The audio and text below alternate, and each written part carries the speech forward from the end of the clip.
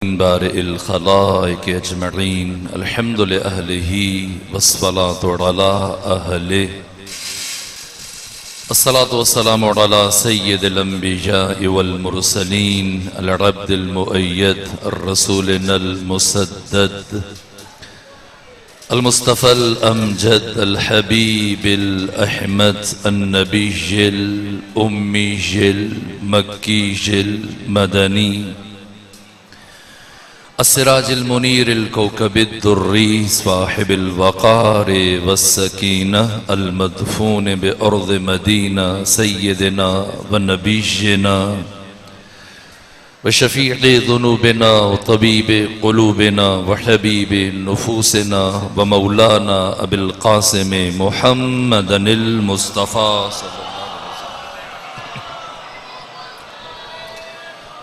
व अहले बैतिहिल अत्यबीनल अतहरीनल अंजबीनल मअसूमीनल मज़लूमीन व रहमतुल्लाहि अला अहबाबिहिम व अस्हाबिहिम व शीअतिहिम व मुहिब्बीहिम व मवालीहिम अजमईन व लअनतुल्लाहि अला अअदाइहिम व मुनकिरी फ़ज़ाइलिहिम व गासिबी हुकूकिहिम मिन यौमि अदावतिहिम इलल आन व मिनल आन इला क़याम यौमिद्दीन व बअद यौमिद्दीन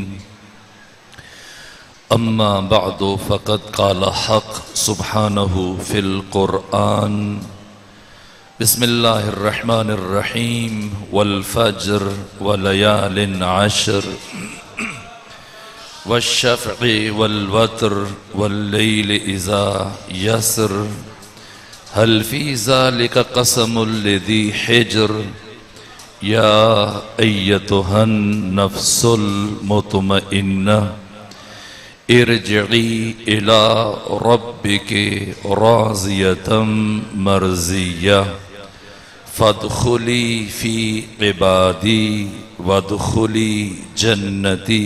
सलावात भेजिए ख़ानदान फ़ातिमा पर।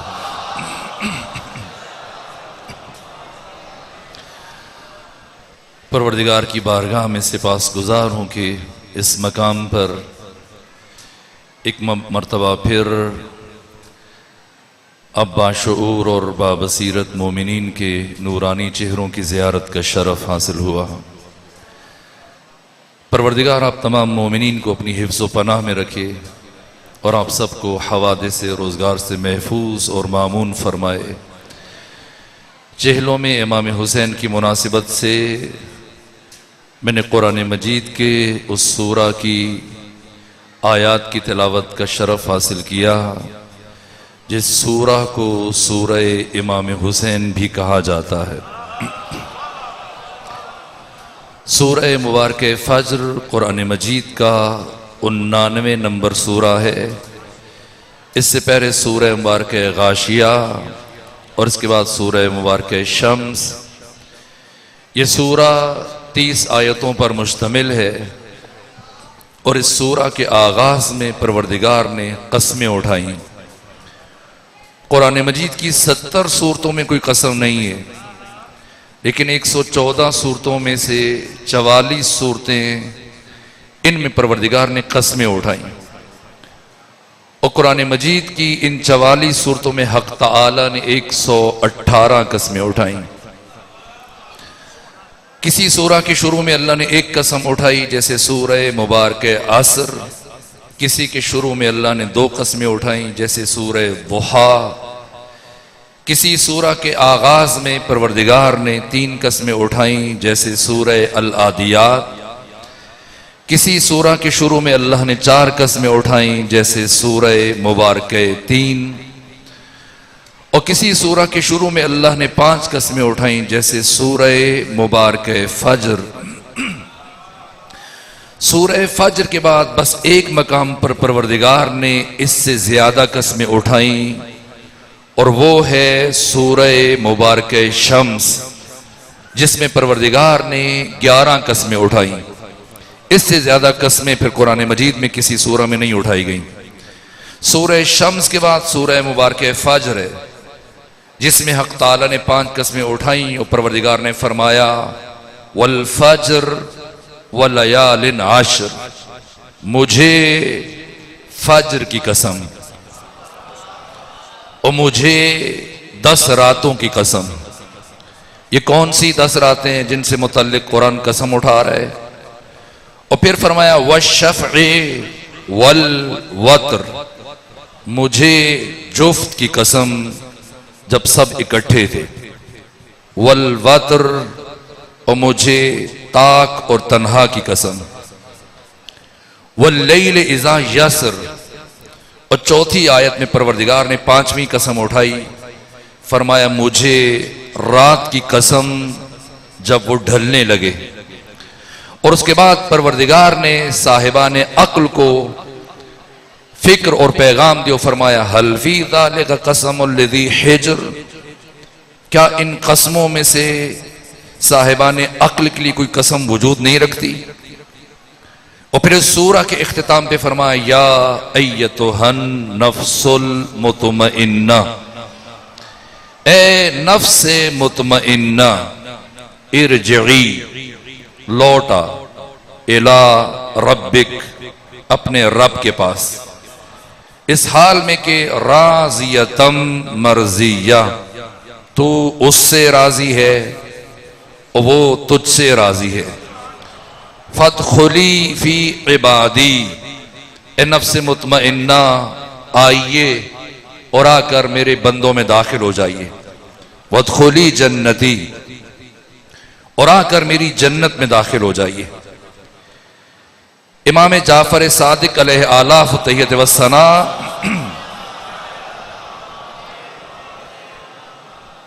अपने एक सहाबी अबू बसीर से फरमाया, ए अबू बसीर फ़क़रऊ हाज़िहि सूरा फ़ी फ़राइज़िकुम व नवाफ़िलिकुम, ए अबू बसीर सूरह फज्र को अपनी वाजिब और मुस्तहब नमाजों में पढ़ा करो।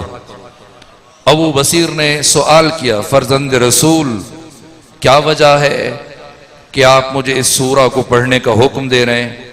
फरमाया इसलिए कि ये सूरा मेरे जद्द बुजुर्गवार, मेरे दादा हुसैन इब्न अली से मुताल्लिक है। अबू बसीर ने सवाल किया, फर्जंद रसूल, इसमें तो कौम आद, कौम समूद, फिरऔन और फिरौनियों के जुल्म का जिक्र हो रहा है। अब किस बात की बिना पे फरमा रहे हैं कि ये सूरा आपके दादा हुसैन इब्न अली से मुताल्लिक है? फरमाया इस सूरा की आखिरी 4 आयतें जिनमें खुदा इरशाद फरमा रहा है, या अय्यतुहन नफ्सुल मुतमइन्ना, ए नफ्से मुतमइन्ना, तारीख इंसानी में व तारीख बशर में व तारीख इस्लाम में नफ्से मुतमइन्ना का बारिस तरीन और कामिल तरीन मिस्दाक सरवर व सालार शहीदा सैयद शबाब अहले जन्ना राकिब दोश रसूल हुसैन इब्न अली हैं। और ये आपका वो कमाल है कि जिसका खुद दुश्मन ने भी एतराफ किया। रोज़े आशूर उस्ताद हक शहीद मुर्तदा मुतहरी बयान फरमाते हैं कि जैसे जैसे मुसीबतों के पहाड़ टूट रहे थे वैसे वैसे कल्ब हुसैन इब्न अली के इत्मीनान में इजाफा हो रहा था और आपके चेहरे की तमानीनत और आपके चेहरे के नूर के आसार में इजाफा हो रहा था, जिसे देखकर खुद दुश्मन हैरान था, परेशान था, सरगर्दान था। यहां तक कि यजीद इब्ने मुआविया की फौज का रिपोर्टर जो 2 मुहर्रम को करबला पहुंचा था, 8 दिन इसने करबला में गुजारे और इसे यजीद ने शाम से भेजा था कि मुझे हुरमला पर एतमाद नहीं, उबैदुल्लाह इब्ने ज़ियाद पर एतबार नहीं, उमर इब्ने साद पर एतबार नहीं, शिम्र इब्ने ज़िलजोशन पर एतबार नहीं, शबस रबई पर, मोहम्मद बिन अशअस बिन कैस पर, कैस बिन अशअस पर, इन पर मुझे एतबार नहीं। तुम करबला जाओ और जाकर तमाम हालात के ऊपर गहरी निगाह रखो और लिखते जाओ जो मेरे दोस्तों ने किया और करबला में जो हुसैन और हुसैन के साथियों ने अंजाम दिया, हर बात को लिखो, इसकी रिपोर्ट मुरतब करके मेरे पास शाम लेके आना। यजीद इब्ने मुआविया की फौज का ये रिपोर्टर 2 मुहर्रम को करबला पहुंचा और आका हुसैन भी 2 मुहर्रम को करबला तशरीफ लाए और फिर 10 मुहर्रम तक 8 दिन मुसलसल ये नजरें जमाए हुसैन इब्ने अली की तरफ देखता रहता था कि हुसैन चलते कैसे हैं, बोलते कैसे हैं, गुफ्तगू कैसे करते हैं, इबादत कैसे करते हैं, आपका दोस्तों के साथ क्या रवैया है, दुश्मनों के साथ क्या रवैया है, आपका अंदाज इबादत क्या है, अंदाज गुफ्तगू क्या है, और आपकी बाकी सिफात व औसाफ। अगरचे ये शाम से आया और दुश्मन का भेजा हुआ है और यजीद ने भेजा, और इसकी परवरिश ऐसे माहौल में हुई जहां लोगों को अली दुश्मनी पर परवान चढ़ाया गया। सारी जिंदगी जुम्मों के खुतबों में मौला मुत्तकियान की खिलाफ किरदार कुशी सुनता रहा, मिंबरों से आपके खिलाफ प्रोपेगंडे और लान और गालियां सुनता रहा। इस मसमूम माहौल में इस फर्द की परवरिश हुई और यजीद ने मुंतखब करके इसे भेजा करबला। लेकिन चूंकि फितरत पाक थी, बस इस खास माहौल में रहने की वजह से इसकी फितरत के ऊपर एक गर्द आ गई थी। इसलिए जब इसने नूर हकीकत को करीब से देखा और फजाइल हुसैनी का मुशाहिदा किया, आपका इल्म, आपकी मारिफत, आपका तर्ज गुफ्तार, आपका लबो लहजा, आपकी इबादत, आपकी सखावत, आपका रवैया देखता चला गया और गैर महसूस अंदाज में लाशऊरी तौर पर यह रूह हुसैन इब्ने अली की तरफ बढ़ता चला गया। और इसे महसूस नहीं हो कि कब हुसैन इब्ने अली की मोहब्बत का असीर हो गया। मैं हामिल नफ्स मुतमइन्ना की बात कर रहा हूं कि कुरान जो नफ्स मुतमइन्ना कह रहा है, इसका मिस्दाक कौन है। यहां तक कि जब 8 दिन गुजर गए और आशूर का दिन आया और अब यजीद के फौज के रिपोर्टर को यकीन हो गया कि यूसुफ ज़हरा कुछ देर का मेहमान है, फर्जंद फातिमा शहीद होने वाले हैं। तो अब ये दौड़ता हुआ बड़ा उमर इब्ने साद की तरफ और कहा, ए उमर इब्ने साद, तो मुझे इतनी इजाजत दे दे कि मैं जख्मी को 2 घोंट पानी पिला दूं। उमर इब्ने साद ने हैरत से कहा, तू यजीद इब्ने मुआविया की फौज का रिपोर्टर है, तुझे यजीद ने शाम से भेजा और ताज्जुब है कि तू यजीद के सबसे बड़े दुश्मन को पानी पिलाना चाहता है। कब परेशान ना हो और डरो नहीं, मैं यजीद इब्ने मुआविया के सामने तुम्हारी शिकायत नहीं करूंगा और वादा करता हूं मेरे पास माले दुनिया में से जो कुछ है वो सब का सब मैं तुम्हारे हवाले कर दूंगा, बस मुझे इजाजत दो कि मैं इस शख्स को 2 घोंट पानी पिला दूं। तो उमर इब्ने साद ने यजीद की फौज के कमांडर और सिपह सालार ने ताज्जुब से पूछा कि मुझे समझ में नहीं आ रहा कि तू यजीद के दुश्मन को पानी पिलाना चाहते हो, जमानत जारी कर रहा है और सारा माल दुनिया मुझे देने का वादा कर रहे, आखिर वजह क्या है। का ए उमर इब्ने साद, मैं 8 दिन से करबला में इस शख्स को बहुत गौर और दिक्कत से देख रहा हूं और आज के दिन जो मैं इस शख्स के चेहरे के ऊपर नूर और तमानीनत देख रहा हूं, मुझे यकीन हो चला है कि अल्लाह का इंतहाई खास बंदा है। और अगर मैं आज के दिन पानी का जाम ले जाऊं और ये शख्स मुझसे पानी का जाम कबूल कर ले और 2 घोंट पानी पी ले और एक निगाह करम मेरे चेहरे पर डाल दे, तो मुझे यकीन है कि परवरदिगार मेरे पिछले तमाम गुनाह मुआफ कर देगा और परवरदिगार जन्नत को मेरे ऊपर वाजिब करार दे देगा।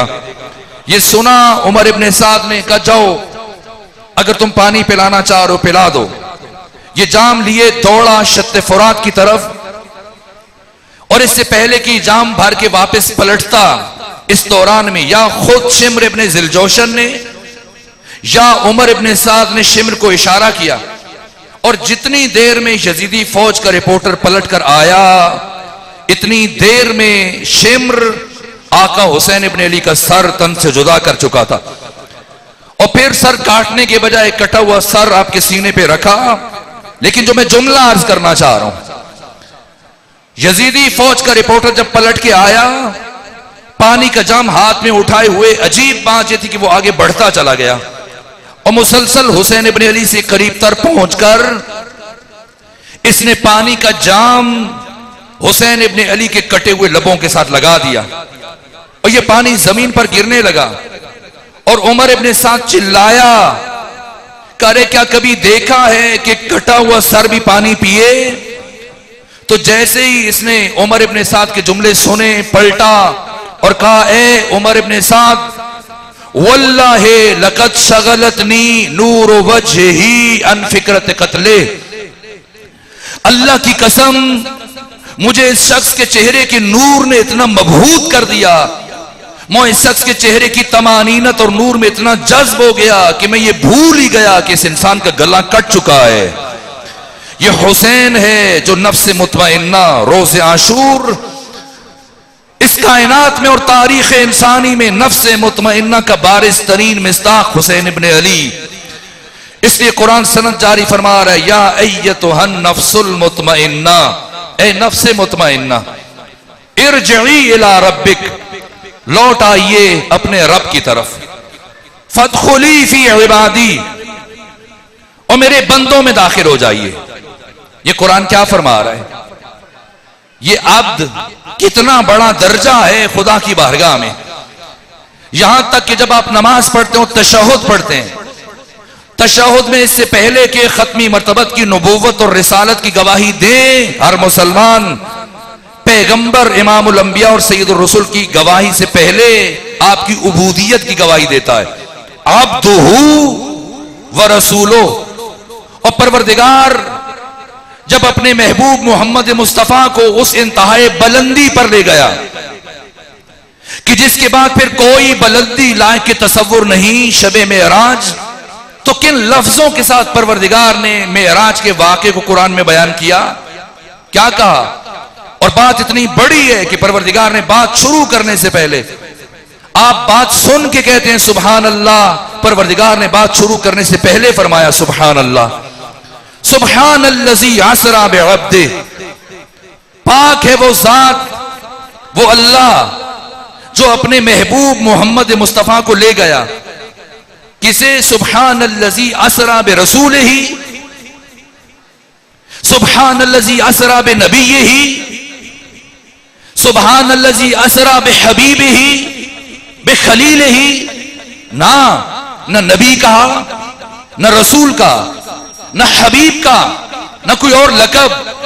क्या फरमाया? सुब्हानल्लज़ी असरा बिअब्दिही, पाक है वो जात जो अपने अब्द को उस बुलंदी पर ले गया।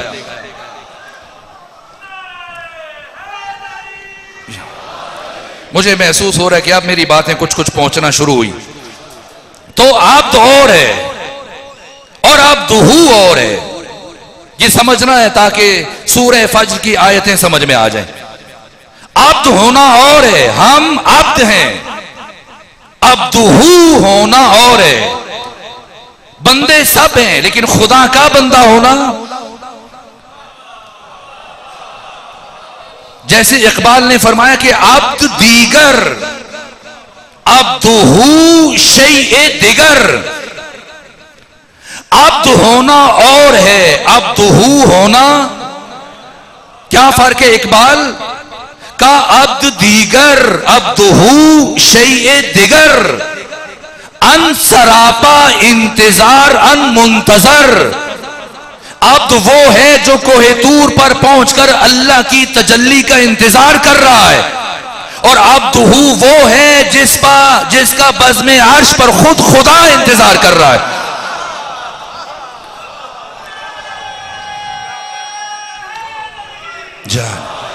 अगर अब्द और अब्दुहू का फर्क कुछ रोशन हुआ तो अब समझे कि परवरदिगार हुसैन से क्या फरमा रहा है और नफ्से मुतमइन्ना से क्या फरमा रहा है कि फदखुली फी इबादी, अब आइए मेरे बंदों में। कौन? जहां मोहम्मद बैठे हैं, जहां अली है, जहां फातिमा है, जहां हसन है। मैं भी मुंतजिर हूं, ये भी मुंतजिर हैं। आइए इनमें दाखिल हो जाइए। और मेरी जन्नत, ये कौन सी जन्नत है जिसके लिए खुदा फरमा रहा है? मैंने रिवायतों में पढ़ा है कि अहले जन्नत जब जन्नत में जाएंगे तो इन्हें जन्नत में जाने के बाद 7000 साल में एक मर्तबा हुसैन इब्न अली की जियारत का शरफ हासिल हुआ करेगा। तो समझना है वो कौन सी जन्नत है जिसकी खुदा बात फरमा रहा है। जन्नत एक जी मरातिब मकाम है। ये मत समझिएगा कि जन्नत सब एक जैसी है, जहां अबू ज़र है, सलमान है, हम भी वहां चले जाएंगे। ना, ये अदल इलाही के खिलाफ है। आइए बस मैं गुफ्तगू समेट और मुख्तसर करूं और इन कसमों की तरफ इशारा करूं ताकि सूरा का इब्तिदाई मफहूम रोशन हो जाए। पहली कसम क्या उठाई परवरदिगार ने? वल फज्र, मुझे फज्र की कसम। और यहां फज्र से मुराद जात हुसैन इब्ने अली है। और परवरदिगार क्यों इमाम हुसैन को फज्र से तशबीह दे रहा है? इमाम रागिब इस्फहानी मुफरदात रागिब में फज्र का मतलब क्या लिखा? का फज्र का मतलब है वसी शिगाफ, क्योंकि ये वसी शिगाफ रात की तारीकी के पर्दे को चाक करता है, इसलिए इस वक्त को वक्त फज्र कहते हैं। तो हुसैन इब्ने अली को फज्र क्यों कहा कुरान ने? इसलिए कि नूर हुसैन इब्ने अली ने आकर बनु उमैया की तारीकियों से बशर को उजाला दिया, जिस उजाले में पहुंचकर बशर कयामत तक हक और बातिल के दरमियान फर्क कर सकता है। वल फज्र वलयालिन आश्र, और मुझे 10 रातों की कसम। ये कौन सी 10 रातें? कुछ मुफस्सिरीन ने कहा कि ये माह रमजान की आखिरी 10 रातें, और कुछ ने लिखा कि ये माह जिलहज की पहली 10 रातें। लेकिन बात की आयात के साथ इस बात का तसलसल और रब्त नहीं बनता। और खुमैनी बुत शिकन ने फरमाया कि ये 10 रातें माह मुहर्रम की पहली 10 रातें, जिनकी परवरदिगार कसम उठा रहे हैं। बस मेरे अजीजों, आपने मुश्किल मरहले में मेरा साथ दिया और ये तमहीद तय की। आइए बढ़े, और मैं आज की हद तक सिर्फ फज्र का मफहूम बयान करूंगा और किसी हद तक लयालिन आश्र से मुताल्लिक 2 जुमले कहूंगा। कितनी नमाजें हैं? 5। सबसे पहले कौन सी नमाज फर्ज हुई है? नहीं, फज्र नहीं, ज़ुहर। ज़ुहर, फिर आसर, फिर मगरिब, फिर इशा और फिर फज्र। और मक्का में इन नमाजों की कितनी रकतें थी? जितने भी सुन्नी शिया मुअर्रिखीन और सीरत निगार हैं, सबसे पहली किताब जो सीरत पर लिखी गई इब्ने हिशाम ने लिखी, वहां से लेके आज तक किसी ने इख्तिलाफ नहीं किया। तमाम मुअर्रिखीन, मुहद्दिसीन और सीरत निगारों ने लिखा है कि मक्का में इन 5 नमाजों की रकतों की तादाद 10 थी। 2 रकतें फज्र की, 2 ज़ुहर की, 2 आसर की, 2 मगरिब और 2 इशा की। और फिर जब मदीना पहुंचे, खत्मी मरतबत मदीना हिजरत फरमाई, तो मदीना पहुंचने के बाद परवरदिगार ने 7 रकतों का इजाफा किया। अब आपकी समातें इंशाअल्लाह उस दर्जे पे हैं कि मैं बात अर्ज कर सकता हूं आपकी खिदमत में। मदीना पहुंचने के बाद परवरदिगार ने इन 10 रकतों में मजीद 7 रकतों का इजाफा किया। फज्र की बदस्तूर वही 2 रकतें रही और जोर के साथ 2 रकतों का इजाफा हो गया, और कितनी हुई? 4। और फिर आसर की 2 रकतें इजाफा हुई और ये 4 हुई।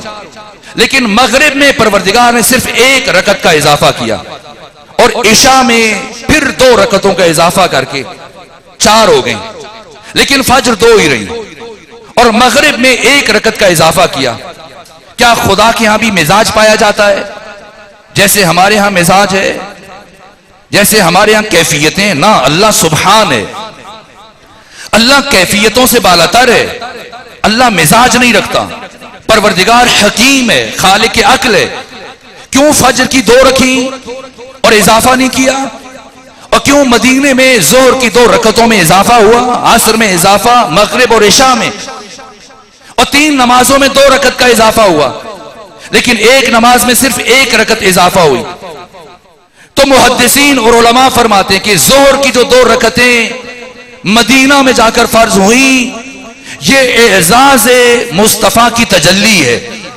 हुर्मत मुस्तफा में, एहतराम मुस्तफा में ये 2 रकतें परवरदिगार ने जोहर में इजाफा की, और असर की नमाज की 2 रकतें ये एजाज मुर्तजा में फर्ज की गई, और मगरिब की 1 रकत ये एजाज फातिमा में परवरदिगार ने इंसानों पर वाजिब करार दी, और इशा की 2 रकतें ये एजाज इमाम हसन मुश्तबा में परवरदिगार ने इंसानों पर वाजिब करार दी। लेकिन फज्र की वही 2 रकतें, और इनमें इजाफा नहीं हुआ। और ये इशारा है इस हकीकत की तरफ कि जो कुछ खुदा का है वो सब हुसैन का है, और जो हुसैन का है वो सब खुदा का है। और फिर जब आप सफर में जाते हैं तो ये 4 रकती नमाजें कसर हो जाती हैं। अब जोर को 4 के बजाय 2 पढ़ेंगे, असर को 4 के बजाय 2 पढ़ेंगे, इशा को 4 के बजाय 2 पढ़ेंगे, लेकिन फज्र की नमाज कसर नहीं होगी। ऐसा नहीं कि 2 को कम करके 1 पढ़ें। और मगरिब की नमाज भी कसर नहीं होगी। ऐसा नहीं कि मगरिब के 1 कम कर दे और 2 पढ़े ना। जोहर, असर, इशा, सफर में ये तीनों नमाजें कसर हो जाएंगी और 4 के बजाय 2 रकत पढ़ी जाएंगी। लेकिन फज्र और मगरिब में कोई रकत सफर में भी कम नहीं होगी। क्यों? इसलिए कि परवरदिगार अपना हक भी मुआफ कर सकता है, अपने रसूल का हक भी मुआफ कर सकता है, अली और हसन मुश्तबा का भी हक मुआफ कर सकता है, लेकिन परवरदिगार कभी भी हक के फातिमा और हक के हुसैन इब्न अली बशर से मुआफ नहीं कर सकता।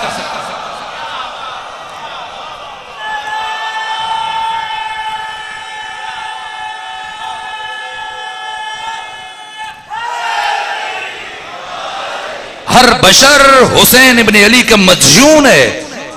क्या हुसैन अपनी जात के लिए करबला गए थे? क्या अपनी जात के लिए हुसैन इब्न अली ने मदीना छोड़ा था? आखिर यजीद की क्या मजबूरी है कि उसने सबसे पहले इमाम हुसैन से बैत मांगी और इमाम हुसैन यजीद की बैत ना करें लेकिन करबला भी ना जाएं? अब्दुल्ला इब्ने अब्बास 1, अब्दुल्ला इब्ने उमर 2, अब्दुल्ला इब्ने जुबैर 3, मोहम्मद हनफिया, उम्मे सलमा, सब के सब हुसैन को मशवरा दे रहे हैं, ए हुसैन इराक ना जाइए, करबला ना जाइए, ये लोग आपके साथ वफा नहीं करेंगे। तो क्या इन सब को नजर आ रहा है जो कुछ वो हुसैन को नजर नहीं आ रहा? शहीद मुताहरी फरमाते कि हुसैन को मशवरे देने वाले तमाम अफराद वो सब शीशे के अंदर देखने की सलाहियत नहीं रखते थे जो हुसैन ईंट और पत्थर के अंदर देखने की सलाहियत रखते थे। तो फिर हुसैन ने किसी की बात क्यों नहीं मानी? और हुसैन क्यों इराक तशरीफ लेके गए, क्यों करबला गए, और क्यों 3 बर्रे आजमों तक यजीद की हुकूमत फैल चुकी है और 9 करोड़ अफराद, कम अज कम मुसलमानों की तादाद 9 करोड़ है, तो क्यों सबको छोड़कर सबसे पहला खत बैत के लिए हुसैन इब्न अली को लिखा जा रहा है? किसी और को क्यों नहीं लिखा गया? और इमाम हुसैन ने मदीना क्यों छोड़ा? कोशिश करूंगा इस सवाल का जवाब दूं, बात तमाम करूं। अलबत्ता ये जो मैंने कहा कि पहला खत हुसैन को यजीद ने लिखा, यजीद सिरे से शाम के अंदर मौजूद नहीं था, शिकार पर था। यहां तक कि इधर अमीर शाम जानकनी की कैफियत में था। यजीद का बाप करीबुल मर्ग था, डॉक्टर, हकीम, अतिब्बा, मुआलिज सब इसके गिर्द जमा थे। और दूसरी तरफ कासिद तैयार था, खत तैयार है, घोड़ा तैयार है, ताकि इधर अमीर शाम की मौत का यकीन हो जाए, उधर फौरन से कासिद रवाना हो जाए। यह खत खुद यजीद ने नहीं लिखा, बल्कि यजीद से पहले यह खत लिखा जा चुका था। तो क्यों अमीर शाम यह चाह रहा है कि हुसैन इब्न अली बैत करें? जैसे ही अमीर शाम की आखिरी सांस निकली, इधर से ये घोड़ा, ये कासिद शाम से मदीने की तरफ रवाना हुआ और यजीद 3 दिन के बाद वापस आया शाम में। हत्ता अपने बाप के नमाज जनाजा में भी शरीक नहीं था। अमीर शाम का नमाज जनाजा इसकी फौज के सिपह सालार ज़हाक बिन कैस ने पढ़ा है और 3 दिन तक शाम के हालात को अपने कंट्रोल में रखा। और 3 दिन के बाद जब यजीद पलट के आया शिकार से, तो इसने शाम की हुकूमत उसके सुपुर्द की। सवाल बाशऊर दोस्तों के लिए, पहला सवाल जो एक बाशऊर ज़हन में उठता है कि आखिर बनु उमैया की क्या मजबूरी है कि वो हुसैन से बैत का मुतालिबा करें? आखिर क्या मजबूरी है कि वो हुसैन से बैत मांगे? क्यों सबसे पहला खत इमाम हुसैन को लिखा गया? बनु उमैया की मजबूरी ये है कि वो दीन के नाम पर हुकूमत करना चाहते हैं, शरीयत के नाम पर हुकूमत करना चाहते हैं, खलीफतुल मुस्लिमीन के टाइटल के साथ हुकूमत करना चाहते हैं, अमीरुल मोमिनीन के इनवान से हुकूमत करना चाहते हैं और खत्मी मर्तबत की मसनद पर बैठकर बनामे दीन, इस्लाम और शरीयत हुकूमत करना चाहते हैं। और ये इनवान उन्हें उस वक्त तक नहीं मिल सकता जब तक जमाने का मोहम्मद मुस्तफा उनकी ताईद ना करे। इसलिए बनु उमैया मजबूर हैं कि हुसैन को खत लिख रहे हैं। तो अब हुसैन के पास दो रास्ते हैं, इमाम हुसैन बैअत ना करें लेकिन इराक भी ना जाएं, इमाम हुसैन बैअत ना करें करबला भी ना जाएं। जैसे इब्ने अब्बास ने कहा हिंदुस्तान चले जाइए, यमन चले जाइए, मिस्र चले जाइए, पहाड़ी इलाकों में जाकर पनाहगुज़ीन हो जाएं, अपनी जगह बदलते रहें, आप भी महफूज रहेंगे, आपके बच्चे भी महफूज रहेंगे, आपके अयाल मुखद्दरात इस्मत और तहारत से बीबियां सब बनु उमैया की शर से महफूज रहेंगे और आप बैअत भी नहीं करेंगे। तो इमाम हुसैन ने क्यों कयाम फरमाया? इमाम हुसैन यजीद की बैअत ना करते लेकिन करबला भी ना जाते। क्या इमाम हुसैन करबला इसलिए गए कि आपसे बैअत का मुतालिबा किया गया? मैं ठोकर न्याज बेग के इन बाशऊर और बामारिफत मोमिनीन से सवाल करता हूं कि अगर यजीद या बनु उमैया इमाम हुसैन से बैअत का मुतालिबा ना करते तो क्या इमाम हुसैन करबला जाते या ना जाते? इस पे सोचिएगा। क्या इमाम हुसैन इसलिए करबला गए कि अहले कूफा ने आपको खत लिखे? मुझे बताइए, अहले कूफा के खुतूत की सबसे पहली खेप कब इमाम हुसैन के पास आई? क्या मक्का में खत पहुंचे? इमाम हुसैन तो 28 रजब मक्का छोड़ दिया, अब 5 दिन के बाद 3 शाबान मदीना छोड़ा, 5 शाबान को मक्का पहुंच गए, 3 शाबान को 5 दिन के बाद, और फिर पूरा महीना और कई दिन ऊपर गुजर गए। अहले कूफा और अहले इराक के खुतूत की पहली खेप सईद बिन अब्दुल्ला हनफी और कैस इब्न मुसाहर सैदावी 10 रमजान को लेकर इमाम हुसैन के पास पहुंचे। अहले कूफा को तो पता ही नहीं था कि यजीद मुआविया मर चुका है।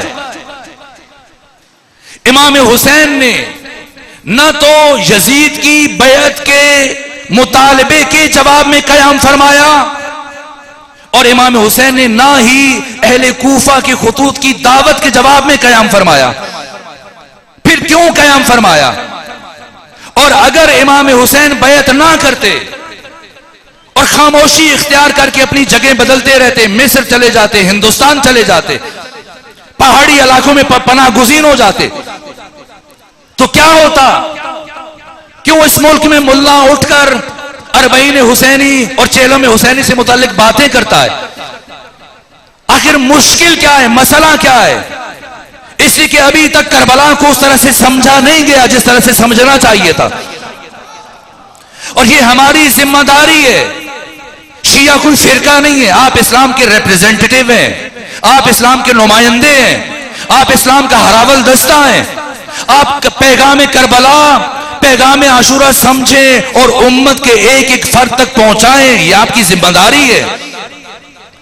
दुनिया को बताएं कि हुसैन अपनी जान के लिए, अपने बच्चों के लिए करबला नहीं गए थे, ना हुकूमत के लिए करबला गए थे। क्यों हुसैन करबला गए थे? बैअत ना करके भी हुसैन अपनी जान बचा सकते थे। क्या अब्दुल्ला इब्न जुबैर ने यजीद की बैअत की? नहीं की। इसके छोटे भाई मुंजिर बिन जुबैर ने यजीद की बैअत की? नहीं की। तो क्या यजीद ने उसे कत्ल कर दिया? बल्कि यजीद की सारी हुकूमत शाम तक सिमट गई। 3 साल 8 महीने 14 दिन यजीद ने हुकूमत की। इसके बाद 40 दिन इसके बेटे मुआविया ने हुकूमत की। फिर 9 महीने मरवान बिन हकम ने हुकूमत की, और उसके बाद फिर अब्दुल मलिक बिन मरवान ने हुकूमत की। और ये सब कहां रहे? इनकी सारी हुकूमत शाम तक सुखड़ गई। पूरा इराक, पूरा हिजाज, मक्का, मदीना, मिस्र, ईरान, सब पर अब्दुल्ला बिन जुबैर ने हुकूमत की है। 11.5 साल हुकूमत की है। तो इसने भी तो यजीद की बैअत नहीं की थी कि ये कत्ल हो गया था। तो इमाम हुसैन ने क्यों कयाम फरमाया? ये बात बहुत अहम है, इसे समझना और फिर उम्मत के फर्द तक पहुंचाना। आखिर हुसैन क्यों करबला गए? और अगर इमाम हुसैन खामोश रहते और अपनी जगह बदलते रहते लेकिन करबला ना जाते तो क्या होता? अगर हुसैन इब्ने अली करबला ना जाते तो आज सिर्फ नमाज जुमा बुध के दिन न पढ़ी जा रही होती, बल्कि इससे भी बढ़कर क्या हो रहा होता, हमारी मस्जिदों में, हमारे घरों में, शादी हालों के अंदर मौलवी हाथ में तस्बीह लेकर और सरों पे टोपियां रखकर आते और आकर एक मां का बेटे के साथ और बहन का भाई के साथ निकाह पढ़ के चले जाते और छुआरे और टाफियां और मिठाइयां तकसीम होती और हम मुबारकबादें देने के बाद घरों को चले जाते और किसी को एहसास भी ना होता कि कितना बड़ा जुल्म हुआ है। अगर ये रिश्तों की हुर्मत बाकी है तो फिर हर बाशऊर और बाज़मीर इंसान का फर्ज है कि अपना सर हुसैन इब्ने अली के कदमों पर रखता है।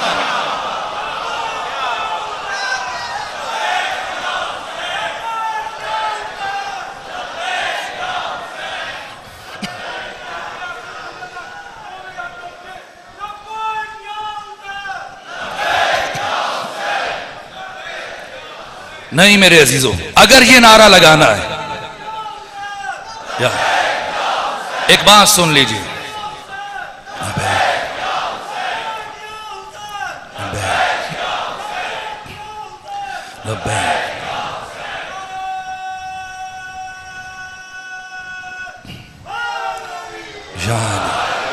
मेरे अजीजों, जो इस जवान ने खड़े होकर नारा लगवाया, अगर ये नारा लगाना है तो एक बात सुन लीजिए, इमाम हुसैन को रोज़े आशूर मैदान करबला में दो तरह की प्यास थी, एक पानी की प्यास, एक नुसरत की प्यास। लेकिन 3 दिन के प्यासे ने अपने लिए पानी नहीं मांगा बल्कि नुसरत मांगी है। तो अगर लब्बैक या हुसैन कहना है तो उस तरह से कहिए कि आपकी आवाजें इस तरह से मलाइका के परों पर परवाज करती हुई करबला तक पहुंचे, अपनी सारी कुव्वत और तवानाई समेट कर, कैस इब्ने मुसाहर सैदावी की तरह, हबीब इब्ने मुजाहिर की तरह, मुस्लिम इब्ने औसजा की तरह, जुहैर इब्ने कैन की तरह, आबिस इब्ने शबीब शाकिरी की तरह, इन सब की तरह हम आवाज हो जाइए, अपनी सारी कुव्वतों को समेटिए, मुट्ठियों को भीजिए, फिजा में बुलंद कीजिए और पूरी ताकत के साथ इस्तिगासे हुसैनी का जवाब दीजिए, लब्बैक या हुसैन।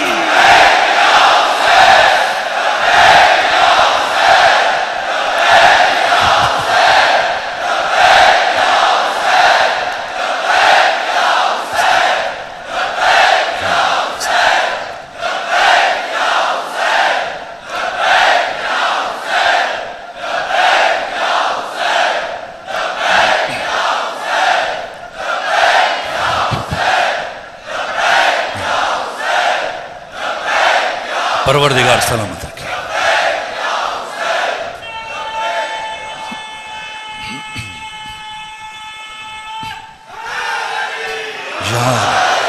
कोई भी इंसान कयामत तक हक हुसैन इब्ने अली अदा नहीं कर सकता। जो भी बाज़मीर है वो ममनून एहसान है हुसैन इब्ने अली का। ये जो नमाजें पढ़ रहे हैं, जो दीन पहुंचा हम तक, जो हया, जो इज्जतें, जो हिजाब, सब कुछ सिर्फ हुसैन की वजह से।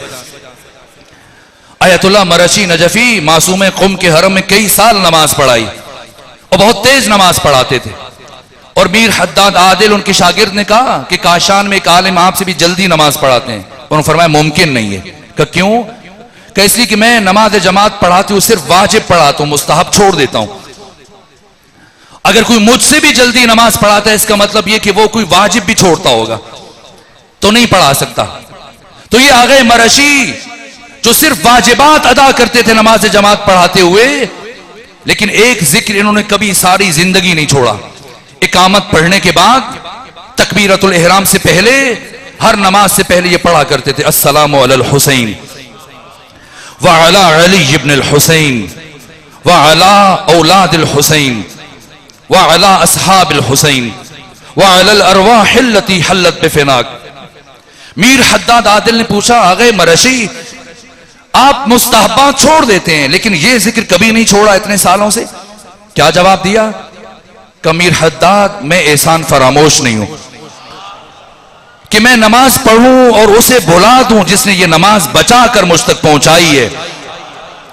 ये नमाजें, ये रोजे, ये इबादतें, ये हिजाब, ये पर्दे, ये इफ्फतें, ये हया, ये गैरत, ये सब सिर्फ और सिर्फ हुसैन की वजह से। और कोई भी हुसैन, कोई भी इंसान हक के हुसैन इब्न अली अदा नहीं कर सकता।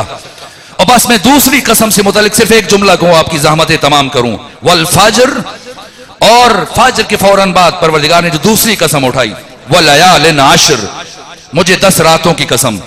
कौन सी 10 रातें? माह मुहर्रम की 10 रातें। ये पहला अशरा, ये पहली 10 रातें परवरदिगार इनकी कसम उठा रहे। क्या हुआ इन 10 रातों में? और फिर इन 10 रातों की मेराज शब आशूर। शब आशूर क्या हुआ? क्यों परवरदिगार इन रातों की और बिलखुसूस शब आशूर की कसम उठा रहे? तो अगर किसी ने शब आशूर को समझना है तो पहले शब हिजरत को समझे। अगर शब हिजरत समझ में आ गई तो फिर शब आशूर समझ में आ जाएगी।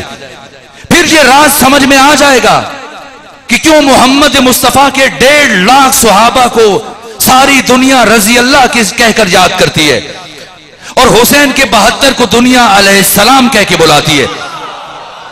आखिर क्या वजह है? ऐसा नहीं कि हम पैगंबर इस्लाम की सुहाबियों को रजी अल्लाह कहते हैं और हमारे भाई अहले सुन्नत पैगंबर के सुहाबियों को अलैहिस्सलाम कहते हैं। ना, वो भी रजी अल्लाह कहते हैं, हम भी रजी अल्लाह कहते हैं। सलमान हो वो भी रजी अल्लाह है, अबू जर वो भी रजी अल्लाह, हुज़ैफा वो भी रजी अल्लाह, अब्दुल्लाह इब्ने मसूद, अब्दुल्लाह इब्ने अब्बास, अबू अयूब अंसारी, सब के सब रजी अल्लाह। लेकिन हुसैन के सारे सहाबी अलैहिस्सलाम, और सिर्फ हबीब इब्ने मज़ाहिर नहीं, मुस्लिम इब्ने औसजा, ज़ुहैर इब्ने कैन, आबिस इब्ने शबीब शाकिरी, ना, बल्कि वो जो सिर्फ 5 मिनट हुसैन के पास रुके आकर, हुर इब्ने यजीद अर्रियाही, वो हुर भी अलैहिस्सलाम है। क्यों हुर अलैहिस्सलाम है? क्यों हबीब अलैहिस्सलाम है? और अलैहिस्सलाम से ये ना समझिएगा जैसे आपके लाहौर की किसी फर्द ने कहा कि हम एक दूसरे पर भी सलाम भेजते हैं, सलामुन अलैक, अलैकस्सलाम, अस्सलामु अलैकुम। तो अगर हमने उन पे सलाम भेज दिया तो क्या हर्ज है? अलैहिस्सलाम। ना, मेरे और आपके सलाम की बात नहीं हो रही है, सलामुल्लाह अलैहि, यानी ये वो 72 जिन पर खुद खुदा सलाम भेजता है। तो क्यों हुसैन के साथी अलैहिस्सलाम है और क्यों पैगंबर के साथी रजी अल्लाह है? अगर किसी ने इस राज को समझना है, शब आशूर की मारिफत हासिल करनी है, तो पहले शब हिजरत को समझे। इसलिए कि जो काम शब हिजरत में वाक़ई हुआ वही काम शब आशूर में हुआ। शब हिजरत में क्या हुआ? अल्लाह के एक आब्द ने, अल्लाह के एक बंदे ने खुदा के साथ तिजारत की।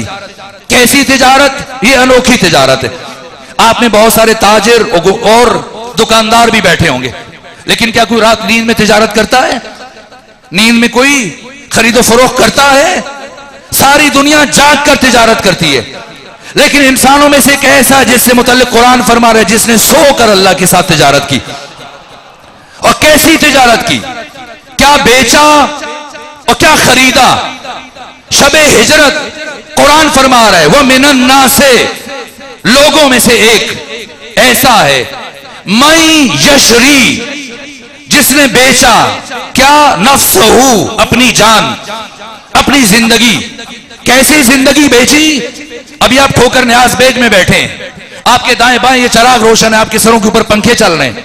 घरों में जाएंगे तब भी अपने हुजरे में जब आराम करेंगे रात को, आपके दाएं बाएं साइड टेबल पे लैंप पड़ा होगा, दरवाजे में बटन है, दीवारों में बटन है, बटन ऑन करें चराग रोशन हो जाएगा।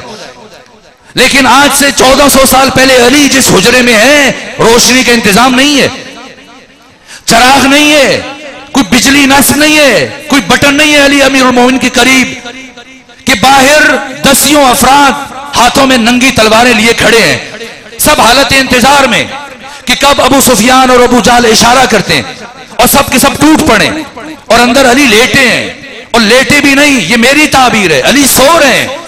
क्यों? इसलिए कि पैगंबर गिरामी इस्लाम ने फरमाया, या अली नम अला फिराशी, ए अली मेरे बिस्तर पर सो जाइए। पैगंबर ने यह नहीं फरमाया अली लेट जाइए।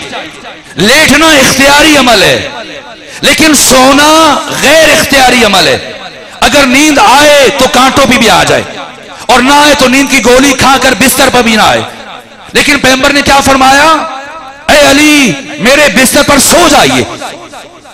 और बाहर इतनी नंगी तलवारें, किसी लम्हे एक इशारा हो सब टूट पड़े और टुकड़े उड़ा दें।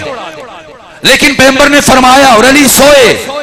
पैगंबर जानते हैं ये अली का तारुफ करवा रहे हैं कि अली इस आलम हस्सुबूत का वो नाबग़े रोजगार इंसान है जो गैर इख्तियारी उमूर में भी अल्लाह और उसके रसूल की इताअत कर सकता है। अली ने बस एक बात पूछी कि क्या मेरे सोने से आपकी जान बच जाएगी?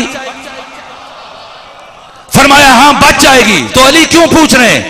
अली पूछ के तारीख लिख रहे हैं कि पैगंबर की जान किसी के जाने की वजह से नहीं बचेगी, मेरे सोने की वजह से बच रही है। और अब अली सोए और जान बेची, जान हथेली पर रखकर अली सोए और खुदा ने तिजारत की और फरमाया वह मिनन्ना से लोगों में से एक ऐसा है मन जो यशरी बेचता है नफ्सहू अपना नफ्स, और क्या खरीदता है? मरज़ातिल्लाह खुदा की रजा, अल्लाह की मशीयत। तो समझे शबे हिजरत ताकि शबे आशूर समझ में आ जाए। शबे हिजरत अली ने क्या बेचा और क्या खरीदा? नफ्स बेचा और रजा खरीद ली। तो जब शबे हिजरत अली ने अपना नफ्स बेच दिया तो बताएं नफ्स अली कहां है? शबे हिजरत अली ने अपना नफ्स खुदा को बेचा, तो अब नफ्स अली खुदा के पास, और अल्लाह ने अपनी रजा किसे दी? अली को। तो अब रजाए खुदा अली के पास, नफ्स अली खुदा के पास, रजाए खुदा अली के पास। अब अगर किसी को अली इब्न अबी तालिब से बैअत लेने का शौक है तो खुदा के पास जाए, इसी के नफ्स अली वहां है। और अगर किसी को तारीख में रजी अल्लाह बनने का शौक है तो वो अली के दरवाजे पर आए, इसी के रजाए खुदा यहां है। अगर सर अली के दरवाजे पर झुक गया तो रजी अल्लाह है, और अगर ना झुका तो लानतुल्लाह है।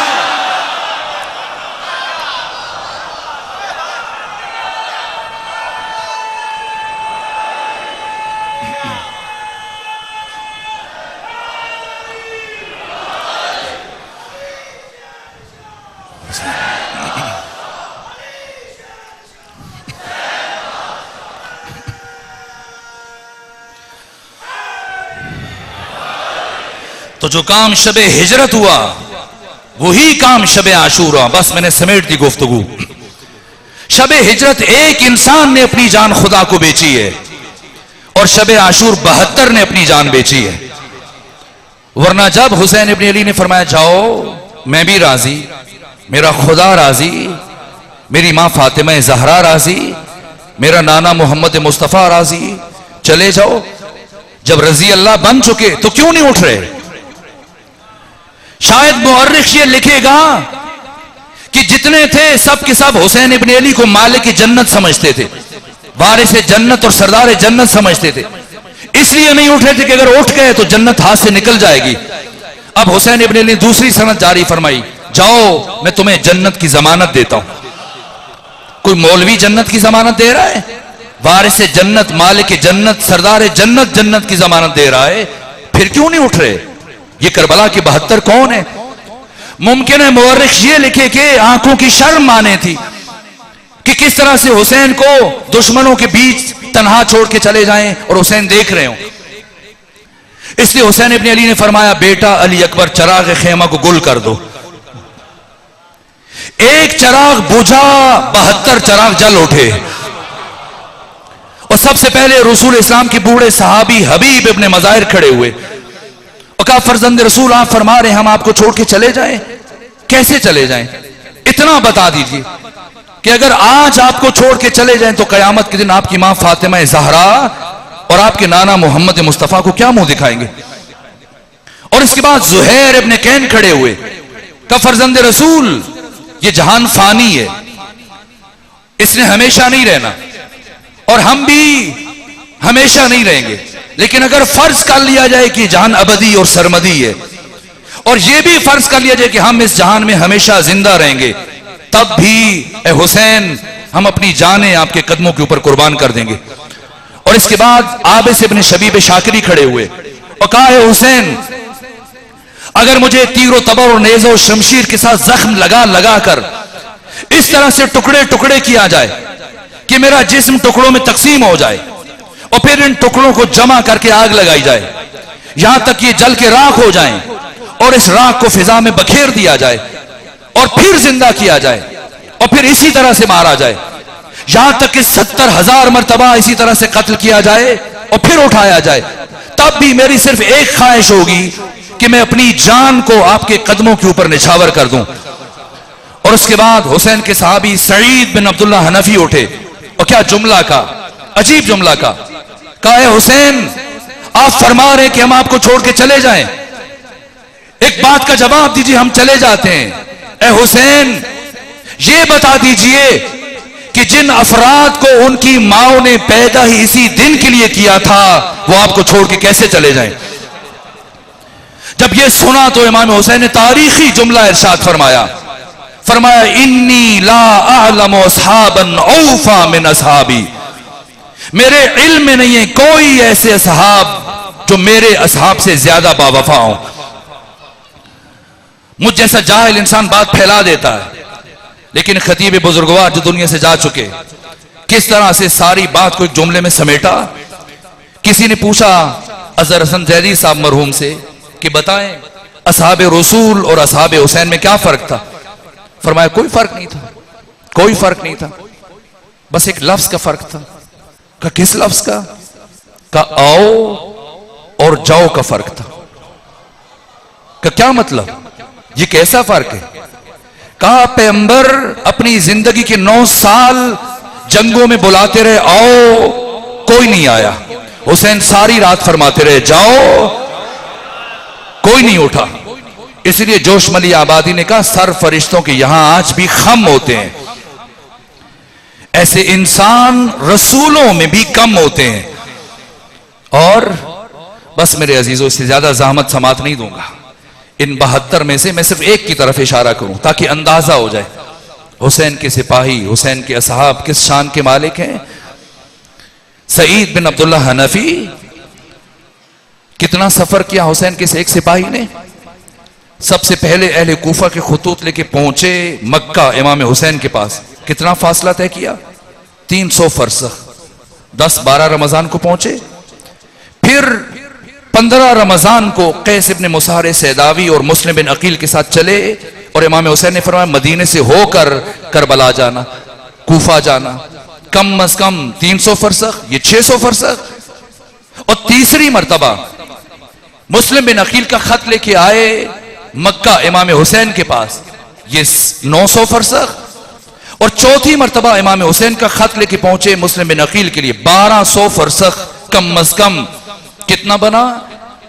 कम से कम 6,500 किलोमीटर घोड़े की पुष्प पे सफर तय किया। इतना मुश्किल सफर सारा कि आपके बाकी तमाम साथी वफात कर गए, शहीद हो गए। 3 रातों के थके हुए, भूखे और प्यासे, और शब आशूर सारी रात जाग कर खंदक खोदते रहे खेमों गिर्द। 5 गज चौड़ी और 5 गज गहरी खंदक खुदवाई इमाम हुसैन ने। और फिर जो वक्त बचा, इमाम हुसैन के साथ ही जंगल की झाड़ियां काट के लाते रहे और इस खंदक को लकड़ियों से भर दिया ताकि रोज़े आशूर रुखसत आखिर के मौका पर जब इमाम हुसैन जाएं और दुश्मन जब आपको शहीद करे तो ऐसा ना हो कि सारे दुश्मन एक साथ खयाम पर हमला आवर हो जाएं, ताकि बीबियों को संभलने का मौका मिल जाए। इसलिए इमाम हुसैन ने रुखसत आखिर के मौका पर आग लगा दी थी और सिर्फ वो रास्ता जिससे असहाब आते थे और जाते थे ये बचा। तो इतने थके हुए, 3 दिन के भूखे और प्यासे और शब आशूर जागे हुए, सारी रात जाकर खंदक खोदते रहे ये सईद बिन अब्दुल्ला हनफी। और रोज़े आशूर जब अबू सुमामा साइदी इमाम हुसैन के एक और सिपाही ने जो रसूल के सहाबी थे कहा, इमाम हुसैन क्या जवाल का वक्त हुआ? हजरत ने आसमान की तरफ देखा, फरमाया ला, फिर फौरन फरमा दिया नाम, नहीं हां। मसला आप मुझसे पूछे कि आइंदा आप यहां हमारे यहां मजलिस पढ़ने आएंगे, मैं कहूं नहीं हां, आप कहेंगे हम क्या समझे, नहीं या हां। या सिर्फ नहीं कहूं, यहां कहूं? अबू सुमामा साइदी ने पूछा, फरजंद रसूल क्या जवाल हो गया? फरमाया नहीं, हां। कहा हजरत मैं समझा नहीं, हां या नहीं? कहा अबू सुमामा जब तूने पूछा तब नहीं हुआ था वक्त, और जब मैंने बताने के लिए अपने लबों को जुम्बश दी तब भी वक्त नहीं हुआ था, लेकिन जैसे ही मैंने ला मुकम्मल किया मैंने देखा वक्त दाखिल हुआ, मैंने नाम कह दिया। नब्ज़ कायनात पर हाथ है हुसैन इब्ने अली का। और अब जब फरमाया कि हो गया तो अबू सुमामा ने ख्वाहिश की, फरजंद रसूल जी चाहते कि आपकी इक्तिदा में आखिरी नमाज पढ़ लें। इमाम हुसैन ने हाथ उठाए और दुआ दी, फरमाया हशरकल्लाहु मिनल मुसल्लीन, अल्लाह तुझे नमाजियों में माशूर करे। और उसके बाद इमाम हुसैन ने नमाज जमात बर्पा की। इमाम हुसैन खयाम के अंदर भी नमाज पढ़ सकते थे, पढ़ा सकते थे, लेकिन मैदान करबला दुश्मन के सामने नमाज पढ़ी। और कौन सी नमाज पढ़ी? इमाम हुसैन ने रोज़े आशूर मैदान करबला में नमाज खौफ अदा की। ये कौन सी नमाज है? कोई लफ्ज़ खौफ से ये ना समझे कि इमाम हुसैन खौफजदा थे, ना, हुसैन इब्ने अली हामिल नफ्स मुतमइन्ना। वक्त नहीं था, वरना मैं इमाम की जिहाद और शुजात को बयान करता। सैयद महदी बहरुल उलूम फरमाते हैं कि मेरे लिए तय करना मुश्किल है कि अली बड़े शुजा थे या आपके फर्जंद हुसैन इब्ने अली बड़े शुजा थे। हुसैन शुजात के उस मेराज पर खौफ का ताल्लुक नहीं, हामिल नफ्स मुतमइन्ना। ये एक फिकी टर्मिनोलॉजी है, फिकी इस्तिलाह है। नमाज खौफ खास हालात में पढ़ी जाती है। 4 रकती नमाज 2 रकती पढ़ी जाती है। इसका तरीका यह कि पहले इमाम आगे खड़े होता है और आधे सिपाही इमाम के पीछे खड़े हो जाते हैं, और बाकी आधे असलहा लेकर इनकी हिफाजत करते हैं, और इमाम एक रकत पढ़ने के बाद बैठ जाते हैं, और पीछे के सिपाही इमाम के साथ एक रकत पढ़ने के बाद फौरन खड़े हो जाते हैं और दूसरी रकत फुरादा पढ़ते हैं, और फुरादा पढ़ने के बाद नमाज तमाम करते हैं और अपनी पोजीशन बदलते हैं। और जो खड़े होकर हिफाजत कर रहे होते हैं वो आकर इनकी जगह खड़े हो जाते हैं, और इमाम दूसरी रकत के लिए खड़े होते हैं, और इमाम अब अपनी दूसरी रकत पढ़ते हैं, और बाद में आने वाले इमाम के साथ अपनी पहली रकत पढ़ते हैं, और दूसरी रकत फुरादा पढ़ते हैं। यह नमाज खौफ है। और इसका महल यह है कि अगर 2 मुसलमान गिरोहों की जंग हो जाए तो यह नमाज पढ़ना दुरुस्त नहीं है। इमाम अली ने अपने आधे खिलाफत में 5 सालों में 3 जंगें लड़ी और मुसलमानों के खिलाफ लड़ी, जमल, सिफीन, नहरवान, और तीनों जंगों में इमाम अली ने नमाज खौफ अदा नहीं की। नमाज खौफ सिर्फ उस वक्त अदा की जाती है जब आपका जिहाद काफिरों के खिलाफ हो। और रोज़े आशूर इमाम हुसैन ने मैदान करबला में नमाज खौफ अदा करके अपने दुश्मन की हकीकत बताई कि खबरदार कोई मेरे दुश्मन को मुसलमान न लिखे, कोई ये न कहे कि हुसैन ने मुसलमानों के खिलाफ तलवार उठाई। नमाज खौफ पढ़कर अपने दुश्मन के कुफ्र पर मोहर तस्दीक सब्त की। और इधर जब इमाम हुसैन ने आखिरी जुमला जब नमाज शुरू की तो आपका सहाबी सईद बिन अब्दुल्ला हनफी इमाम हुसैन के सामने खड़ा है। इधर इमाम ने नमाज शुरू की और इधर दुश्मनाने नमाज ने तीर बरसाना शुरू किए। 1 तीर लगा, 2 तीर, 3 तीर। मेरे अजीजों, एक इंसान की मौत के लिए 1 तीर काफी है, 2 लग जाए 3, ज्यादा से ज्यादा 4 से 5 तीर, लेकिन 70 से ज्यादा तीर सईद बिन अब्दुल्ला हनफी के जिस्म में पैवस्त हैं। तीरों की बारिश है और खुद हुसैन के सामने खड़े हैं। क्यों खड़े हैं? सिर्फ इश्क हुसैन में, सिर्फ इमाम हुसैन की मोहब्बत में, अपनी कुव्वत इरादी के बलबूते पर खड़े हैं कि मबादा अगर मैं गिर गया तो कोई तीर हुसैन को लग जाएगा। और जैसे ही इमाम हुसैन ने नमाज मुकम्मल की और कहा अस्सलामु अलैकुम व रहमतुल्लाहि व बरकातुहू, तो उसी के साथ सईद गिरे और कहा व अलैकुम सलाम या अबा अब्दुल्लाह हुसैन। गिरे और जब जमीन पर गिरे तो आपका जिस्म जमीन पर ना आया, इतने तीर लगे थे कि आपका जिस्म तीरों के ऊपर मुअल्लक हो गया। अब समझिएगा और सोचिएगा और गौर कीजिएगा, कौन है हुसैन इब्ने अली के असहाब, कौन है आपकी सिपाही और क्या मकाम है। वक्त नहीं कि ज्यादा अर्ज कर सकता, इसी जुमले पर बात खत्म कर रहा हूं। ये सईद बिन अब्दुल्ला हनफी जिन्होंने 6500 किलोमीटर का सफर तय किया, 3 दिन के भूखे और प्यासे, शबे आशूर के जागे और सारी रात जाकर मशक्कत करते रहे, और सारा जिस्म तीरों से छलनी है, और आपका जिस्म तीरों के ऊपर मुअल्लक और गिरने से ये तीर मजीद उतर गए और अब आखिरी सांसें, और क्या जुमले कहे, कोशिश की, हिम्मत जमा करके हाथ जोड़े इमाम हुसैन के सामने और अजीब जुमला का अवफई तो या अबा अब्दुल्ला, अवफई तो या अबा अब्दुल्ला, ए हुसैन इब्ने अली, क्या मैंने आपके साथ वफा की? शहीद मुताहरी कहते हैं सईद ने यह बात क्यों पूछी है? इतना कुछ करने के बावजूद सईद पूछ रहे हैं कि क्या मैंने आपके साथ वफा की, क्या मैंने आपका हक अदा किया? इसलिए कि सईद को इमाम हुसैन की मारिफत हासिल हो चुकी थी और सईद जानते थे कि इतना कुछ करके भी हक के हुसैन इब्ने अली अदा नहीं हो सकता। मेरे अजीजों, हम मजलूम हैं हुसैन इब्ने अली के, इसमें सुन्नी की बात नहीं, शिया की बात नहीं, जो भी बाज़मीर इंसान है कयामत तक उसका सर हुसैन के सामने बुलंद नहीं होगा। और बस आखिरी जुमला मुसीबत का अर्ज करूं ताकि मजलिस मुकम्मल हो जाए। रोज़े आशूर, ये सवाल किसने पूछा? सईद बिन अब्दुल्ला हनफी ने। और जब ये कारवान पलट कर वापस मदीने पहुंचा 3 रबीउल अव्वल को, तो यही सवाल एक ज़ईफा ने पूछा। किससे? सैयद सज्जाद से।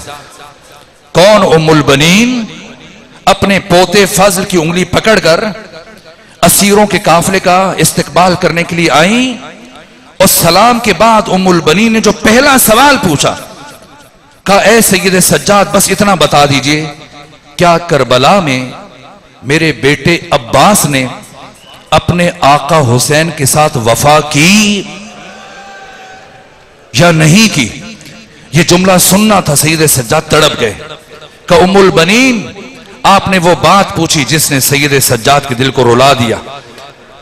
का उम्मुल बनीन एक बात सुने फिर खुद देखें कि मेरे बाबा हुसैन की निगाह में आपके बेटे अब्बास का मकाम क्या था। का सैयद सज्जाद बताइए। का उम्मुल बनीन, हमें 11 मुहर्रम को असीर बनाकर करबला से शाम की तरफ रवाना किया गया और रास्ते में उमर इब्ने साद की सवारी मेरी सवारी के करीब थी और दौरान सफर एक मर्तबा उमर इब्ने साद ने मेरे बाबा के कातिल शिम्र इब्ने ज़िलजोशन को बुलाया और उसे बुलाकर मेरे बाबा के कत्ल की कैफियत पूछी। कहा शिम्र, बता, जब तू हुसैन को कत्ल कर रहा था तब हुसैन की हालत क्या थी? तब हुसैन क्या बात कर रहा था? क्या तुमसे हुसैन ने कुछ गुफ्तगू की? तो ये शिम्र मेरे बाबा के कातिल के अल्फाज है। कहा कि रोज़े आशूर हुसैन जब खाके करबला पर बैठे थे, आखिरी लम्हे में मैं आगे बढ़ा और मैंने अपने दोनों हाथों से हुसैन को धक्का दिया। हुसैन पुश्त की बल जमीन पर गिरे और मैं हुसैन के सीने पर सवार हुआ, लेकिन हुसैन की आंखों में इतना खून जमा था कि हुसैन मुझे देख नहीं पा रहे थे। बिलाखिर हुसैन ने अपने हाथ उठाए और अपनी उंगलियों से खून को साफ किया और जब मेरे चेहरे पर निगाह पड़ी मुझसे कहा, ए शिम्र, बड़ी ऊंची जगह पे बैठे हो, बड़ी बुलंद जगह पे बैठे हो। ए शिम्र, बचपने में मेरे नाना मोहम्मद मुस्तफ़ा मुझे अपनी गोद में लेकर मेरे कमीज के बटन खोलते थे और मुझे सीने से प्यार करना शुरू करते थे और मेरे गले तक मुझे बोसे देते जाते थे। और उस वक्त मेरे नाना मोहम्मद मुस्तफ़ा ने मुझे बताया था, ए हुसैन, तुझे इस कायनात का शकी तरीन फर्द कत्ल करेगा, उसके चेहरे के ऊपर चीचक के दाग होंगे और उसका कयाफा, उसकी सूरत खिंजीर से मिलती जुलती होगी। कि जैसे ही मैंने हुसैन की बातें सुनी, शिम्र ने कहा, मुझे गुस्सा आया। मैंने हुसैन की दाढ़ी को बाएं हाथ से पकड़ा और दाएं हाथ से हुसैन के चेहरे पर तमाचे मारना शुरू किए। इतने तमाचे मारे कि इसी दौरान हुसैन की छोटी बेटी सकीना पहुंच गई। यह मरहला इतना मुश्किल है कि मैं बयान नहीं कर सकूंगा, इसलिए गुरेज करते हुए आखिरी जुमला अर्ज कर रहा हूं। क्या इसके बाद हुसैन इब्ने अली ने अपनी सारी कुव्वत जमा की और अपना सर सजदे में रखा और मैंने पहली ज़रब चलाई। और जब मैंने पहली ज़रब चलाई तो हुसैन ने हालत सजदा में यह जिक्र पढ़ा, रज़न बिक़ज़ाइक व तस्लीम अमरिक ला मअबूद सिवाक या गयासल मुस्तगीसीन। फिर मैंने दूसरी ज़रब चलाई, हुसैन ने फिर यही जिक्र पढ़ा। मैंने तीसरी ज़रब चलाई, हुसैन ने फिर यही जिक्र पढ़ा। मैं ज़रबें चलाता रहा, हुसैन मुसलसल यही जिक्र पढ़ता रहा, यहां तक कि जब मैंने 13वीं ज़रब चलाई और मैंने हुसैन के सर को हुसैन के तन से जुदा किया और फिर मैंने हुसैन के बालों में हाथ डाले और हुसैन के सर को बुलंद किया, तो मैंने देखा कि अभी भी हुसैन के लब हिल रहे हैं, अभी भी हुसैन के लब हिल रहे हैं। मैंने सोचा अब हुसैन कौन सा जिक्र कर रहा है, तो जब अपने कान हुसैन के लबों के करीब लेकर गया तो मुसलसल एक ही आवाज बुलंद हो रही थी, अब्बास अब्बास अला लानतुल्लाह अलल कौम ज़ालिमीन व सयअलमुल लज़ीना ज़लमू अय्य मुनक़लिबिन यनक़लिबून।